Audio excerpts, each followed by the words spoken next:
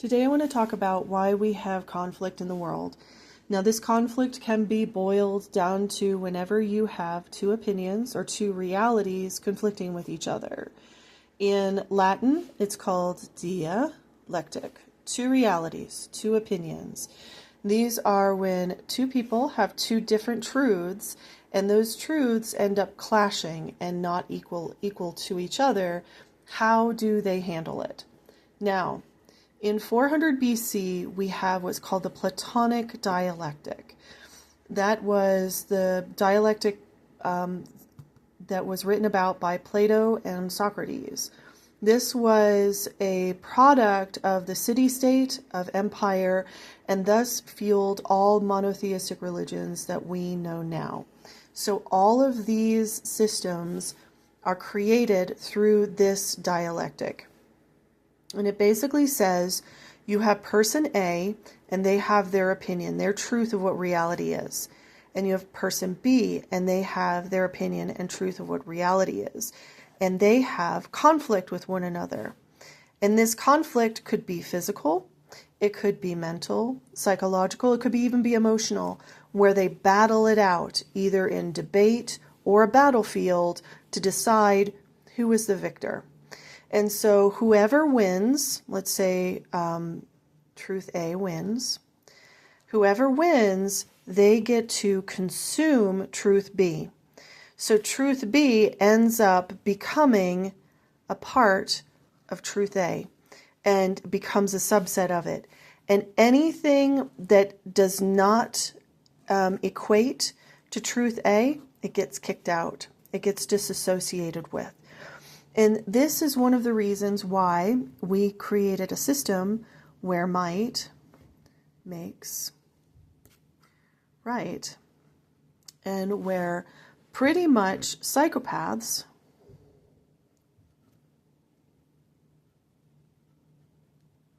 are the winners.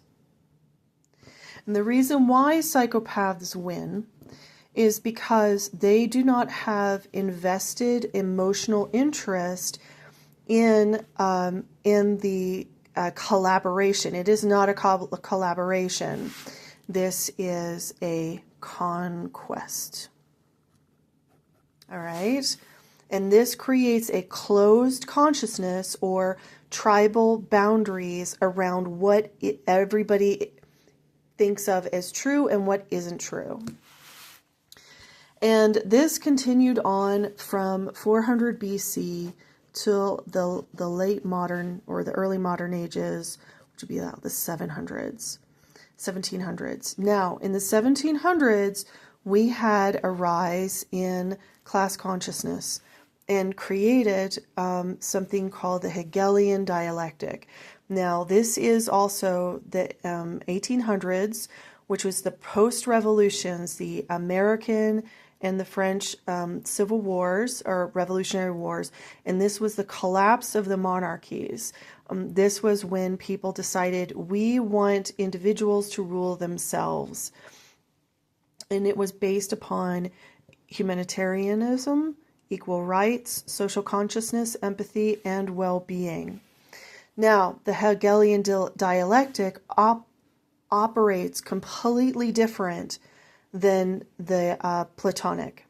So the Hegelian dialectic, you have person with truth A, and you have person with truth B.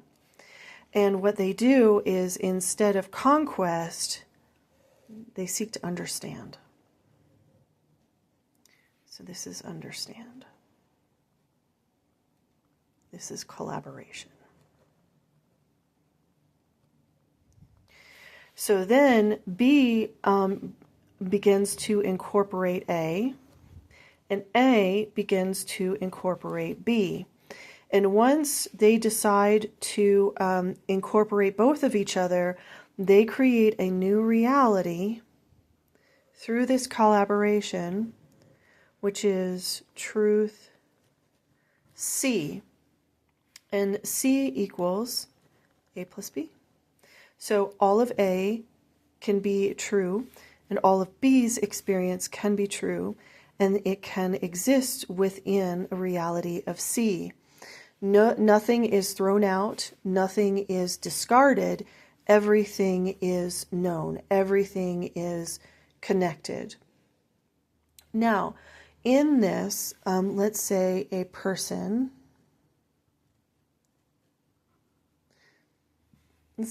D comes into this situation, right? Person's wandering around, says, hey, hi, what are you guys doing? What are you talking about? And then A incorporates D and now has A, B, C. So now it has A, B, C, and D. And then person A wants to learn from D and now has A, B, C, and D. And these new person creates a reality of truth, E, which equals A plus B plus C plus D. So here we see this reality E is twice as big as what these two were collaborating on. So you notice with every person added to the collaboration, there is a reciprocal exponential growth in consciousness. And this is the dialectic of expanded consciousness. And this is the rise of the individual. Now, it is my belief system that I think that in human design, when the guy Ra, who made human design, had a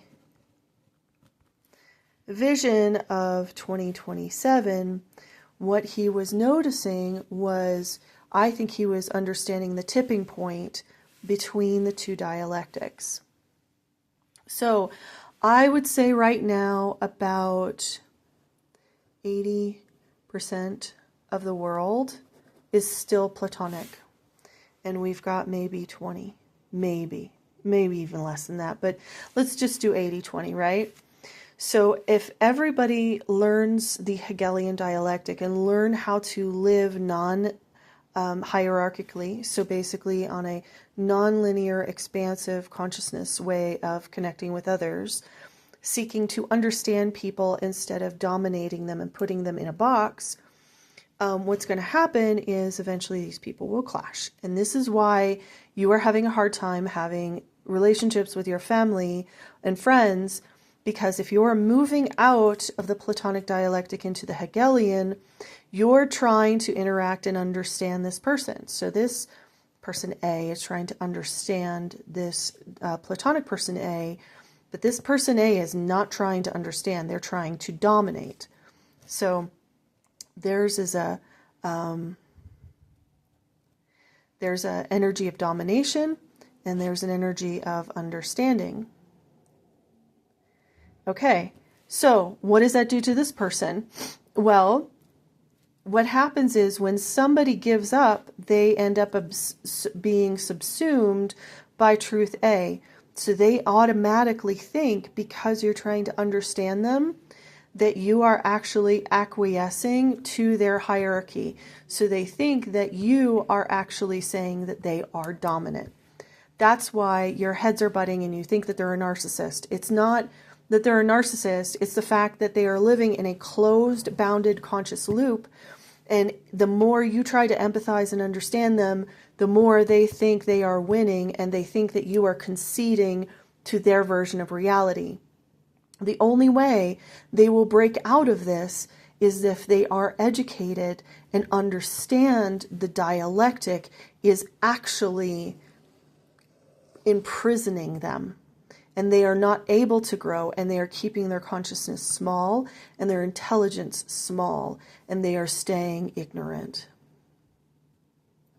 So you cannot approach a person who is Platonic with understanding.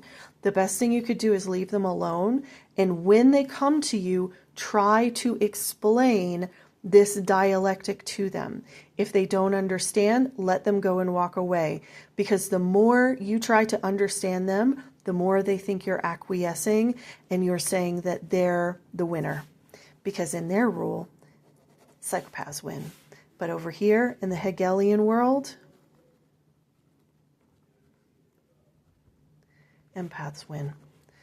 So all we need in society is a tipping point in which enough people are into the Hegelian dialectic, and it all of a sudden shows through our actions, through our energy, it starts shedding a light on the Platonic dialectic folks, and they begin to realize, oh my gosh, I am in a closed consciousness loop.